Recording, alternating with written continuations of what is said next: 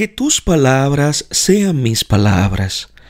Háblame, Señor, directo al corazón. Hola mis hermanos, te habla tu hermano y amigo Treni del Rosario. En esta sección, un solo evangelio, vamos a leer al evangelio que corresponde el día de hoy, 31 de enero. Y está tomado del evangelio según San Marcos, capítulo 5, versículo del 21 al 43. Y toda palabra de Dios en general la leemos en el nombre del Padre, del Hijo y del Espíritu Santo. Amén. Jesús pasó de nuevo en la barca a la otra orilla y se aglomeró junto a él mucha gente. Él estaba a la orilla del mar.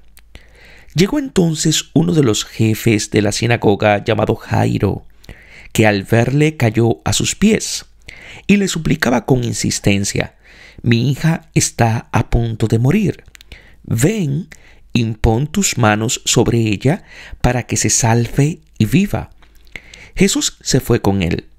Le seguía un gran gentío que lo oprimía. Había una mujer que padecía flujo de sangre desde hacía 12 años y que había sufrido mucho con numerosos médicos. Había gastado todos sus bienes sin encontrar alivio. Al contrario, había ido a peor. Sabedora de lo que se decía de Jesús, se acercó por detrás entre la gente y tocó su manto. Y es que pensaba: si logro tocar aunque sea solo sus vestidos, me salvaré. Inmediatamente se le detuvo la hemorragia y sintió en su cuerpo que quedaba sana del mal. Al instante Jesús, dándose cuenta de la fuerza que había salido de él, se volvió entre la gente y preguntó: «¿Quién me ha tocado los vestidos?». Sus discípulos le contestaron: «¿Estás viendo que la gente te oprime y preguntas: ¿quién te ha tocado?». Pero él miraba a su alrededor para descubrir a la que lo había hecho. Entonces la mujer, viendo lo que le había sucedido, se acercó atemorizada y temblorosa. Se postró ante él y le contó toda la verdad. Él le dijo: «Hija, tu fe te ha salvado. Vete en paz y queda curada de tu enfermedad». Mientras estaba hablando, llegaron unos de la casa del jefe de la sinagoga diciendo: «Tu hija ha muerto. ¿A qué molestar ya al maestro?». Jesús, que oyó el comentario, dijo al jefe de la sinagoga: «No temas, basta con que tengas fe». Y no permitió que nadie le acompañara a no ser Pedro, Santiago y Juan, el hermano de Santiago. Llegaron a la casa del jefe de la sinagoga y observaron el alboroto, unos que lloraban y otros que daban fuertes gritos.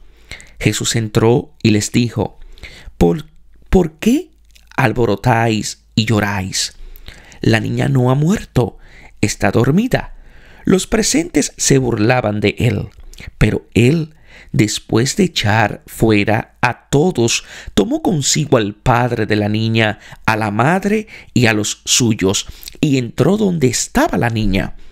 Tomó entonces la mano de la niña y le dijo: «Talita cum», que quiere decir: «Muchacha, a ti te digo, levántate». La muchacha se levantó al instante y se puso a andar, pues tenía 12 años. Quedaron fuera de sí, llenos de estupor. Él, por su parte, les insistió mucho en que nadie lo supiera. Después les dijo que dieran de comer a la niña. Palabra del Señor. Gloria a ti, Señor Jesús. Habla, Señor, que tu siervo escucha. Se reunió una gran muchedumbre. Probablemente es la misma del versículo 4 que había escuchado su enseñanza. Ahora bien, con este doble milagro, ella es llamada a creer. Cae a sus pies y le suplica. Jairo le ruega no para alejarlo de su territorio, sino para invitarlo a su casa. Vencido el maligno y su desconfianza, nuestra casa está aún despojada de vida y llena de muerte mientras no entre el Señor de la vida. Mi hijita, la hija del jefe de la sinagoga, es la imagen del pueblo de Dios, pero también de cada hombre que es esposa de Yahvé, hecho para amarlo con todo el corazón. Tiene 12 años, la edad esponsalicia, y está muerta si no llega el esposo. Está agonizando. Tanto Israel, el primogénito, como cualquier otro hombre siempre está agonizando desde cuando se alejó de su Señor. Este es el pecado, causa de la muerte de todos. Ven, es nuestro gran deseo, correspondiente a su promesa. Sí, vendré pronto. Imponer las manos sobre ella. La mano es el poder. En Jesús, la mano de Dios, su poder de amor y de vida, se posa sobre el hombre para que se salve y viva. La salvación implica una vida arrancada de la muerte, que no esté siempre agonizando. Se fue con él. Jairo no debe temer ningún mal, porque el pastor de la vida está con él. La cruz es el bastón que le da seguridad. Lo seguía una gran muchedumbre y lo apretujaba. Se da un seguimiento sin fe que apretuja a Jesús para nuestro mal. Una mujer que tenía un flujo de sangre. La sangre es la vida. Quien la pierde se muere. Cada existencia no es una pérdida continua de vida hasta la muerte. Desde hacía 12 años. Los meses del año son 12 y las tribus de Israel eran 12. Este número indica totalidad de tiempo y de pueblo.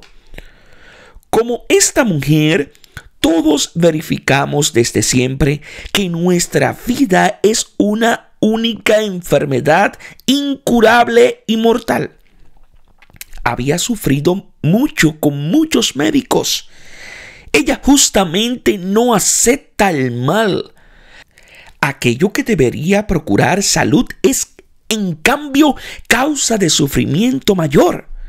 El ansía de vida que quería curarnos del temor a la muerte es principio de egoísmo y causa de todos nuestros males. Había dilapidado sus haberes.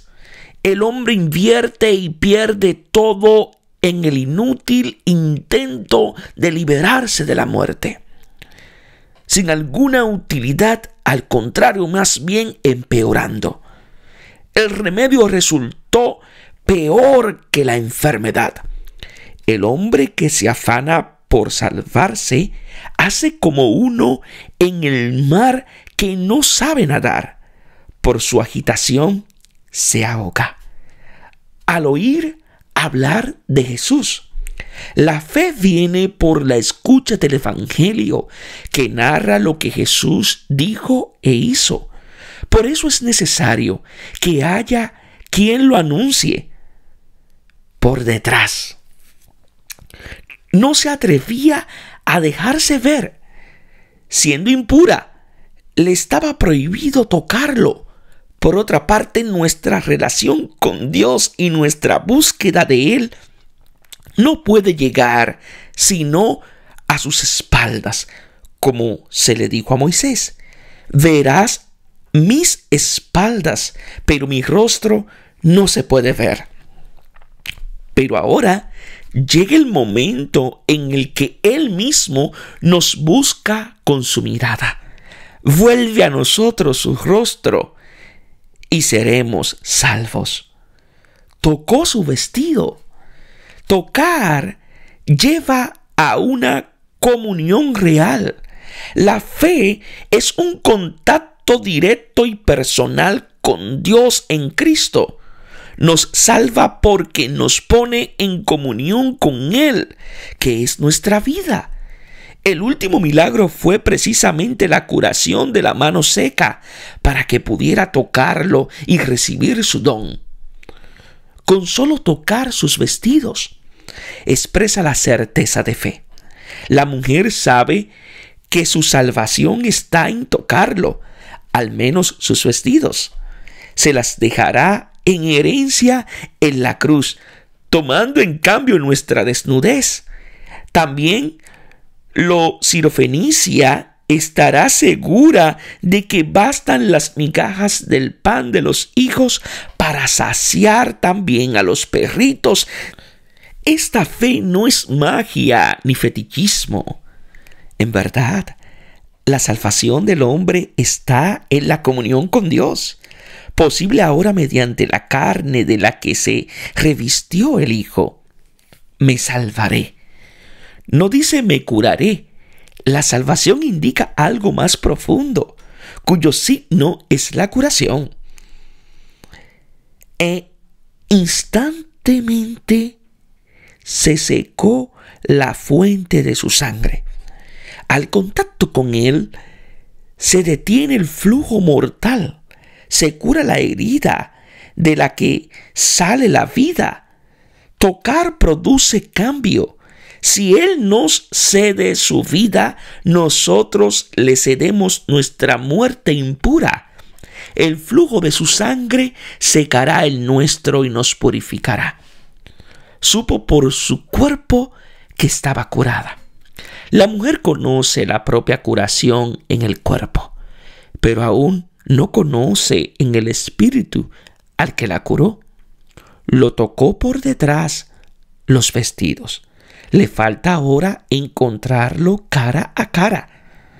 La fuerza que había salido de él es la energía, la fuerza de Dios, vida que vence a la muerte. Jesús vino a darla a todos, pero solo la fe la desea y la obtiene, casi que se la arranca, volviéndose en medio de la muchedumbre. El Señor busca con la mirada y la palabra al que ha creído en Él para dialogar con Él. ¿Quién me tocó los vestidos?, pregunta. La pregunta les parece ridícula a todos, incluidos los discípulos, pero no a él ni a la mujer, que han experimentado un tocamiento diferente. Los discípulos le decían: no distinguen entre apretujar y tocar. El Señor, además de conducir a la mujer a un nivel lleno de fe, quiere llevar a los discípulos al de la mujer. Y miraba alrededor para ver a la que había hecho eso. Su palabra y su mirada buscan al interlocutor para que responda. La mujer, con temor y temblor, sabiendo lo que le había sucedido, es el temor y el temblor de quien, conociendo la acción de Dios, se presenta ante él. Vino y cayó delante de él. Antes lo había tocado por detrás, ahora está delante de él para responderle y cae a sus pies para adorarlo. Es importante este paso de las espaldas al rostro, que el mismo Jesús provocó y que temía la mujer, y le dijo toda la verdad. Su verdad era su mal incurable, la desesperación respecto de sí misma y de todo, su esperanza puesta en él, su tocamiento y su curación. Por la fe se realiza únicamente cuando habla de todo esto con él. Luego de haber obtenido lo que le servía, podía haberse ido. En cambio, Jesús la busca para que hable con él que le ha servido. Hija, tal apelativo está lleno de ternura. le ha dado la vida. Tu fe te ha salvado. Los discípulos en la barca no tenían fe. Desesperados de sí mismos, no esperaban aún en Él. De esta perícopa resulta que la fe es tocarlo y hablarle cara a cara. Es comunión y diálogo con Él. Tu hija está muerta. ¿Por qué molestas al maestro? Mientras Jesús dice, hija, tu fe te ha salvado. Se anuncia, tu hija está muerta. Es pues inútil molestar al maestro. Mientras hay vida, hay esperanza. Pero ante el muro de la muerte, nada es así. Pero Jesús no es solo el maestro, es también el Señor del viento y del mar, del mal y de la enfermedad. Ahora se revelará como el Señor de la vida, que hace de nuestro extremo límite nuestra comunión plena con Él. No tengas miedo. ¿Cómo no temer ante la muerte? Es el temor de toda la vida. Solamente ten fe. La fe es lo contrario del temor, y su prueba definitiva se da precisamente delante de la muerte, único retador digno de ella. Una fe que no resiste delante de la muerte no sirve para nada. Estas palabras recuerdan lo que se les dijo a los discípulos en la barca. Si allá estaban demasiado involucrados como para no temer, ahora tienen la suficiente distancia y están suficientemente lúcidos para poder entenderle. No dejó que ninguno lo siguiera. Lo que vendrá es el gran secreto escondido ahora, pero que será revelado a todas las naciones.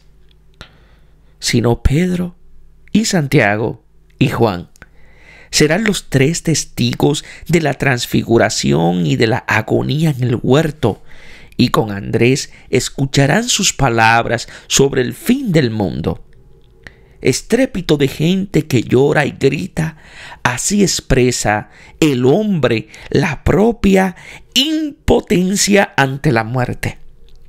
Grita por su dolor para cubrir su desesperación. El silencio lo ahogaría en la angustia más honda. ¿Por qué hacen estrépitos y lloran? Parece una pregunta estúpida, como la dirigida a los discípulos en la barca. ¿Por qué están temerosos? Jesús cuestiona las cosas más obvias, como da igualmente las órdenes más tontas. Le dice al paralítico que camine, a la mano estéril que se extienda y a la muerta que se despierte. Su palabra es una semilla, hace germinar lo que dice. La niña no está muerta, sino que duerme. Es el sentido cristiano de la muerte. No es el final de la vida, sino un descanso sereno en Dios para despertar al sol del nuevo día.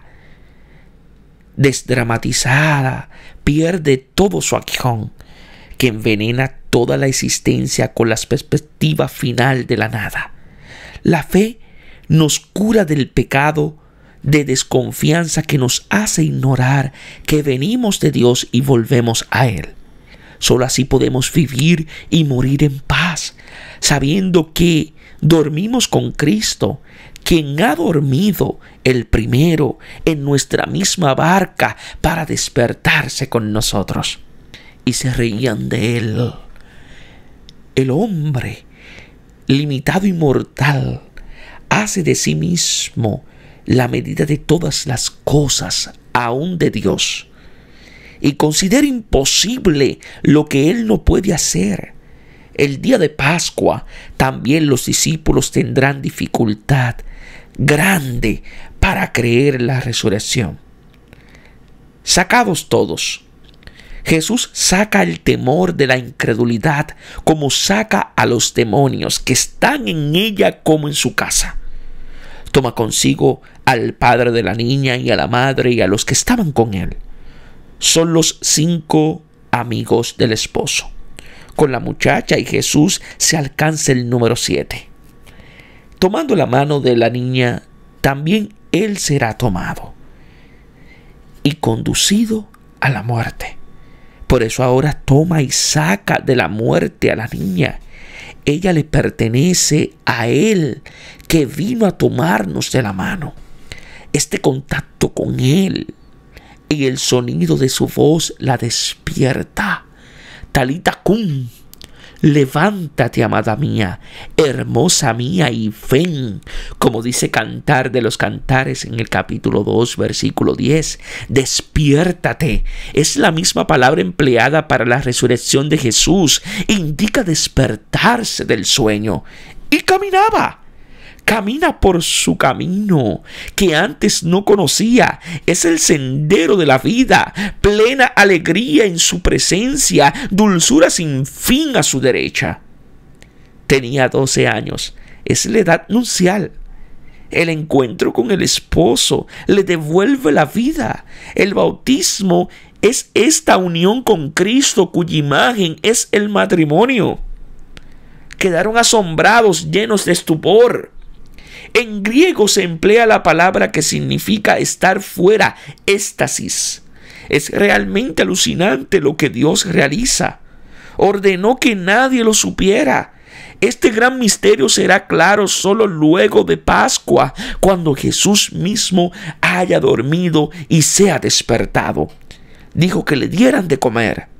Le queda un largo camino por recorrer, como a Elías. La vida nueva tendrá un alimento nuevo que Jesús proporcionará en el desierto. El pan será el amor del esposo que se entrega a la esposa. Aquí termina la descripción del bautismo como encuentro con el Señor y que libera del mal y finalmente de la enfermedad y de la muerte. Dentro de poco comenzará la catequesis sobre la Eucaristía. Que Dios os bendiga en sabiduría y en santidad.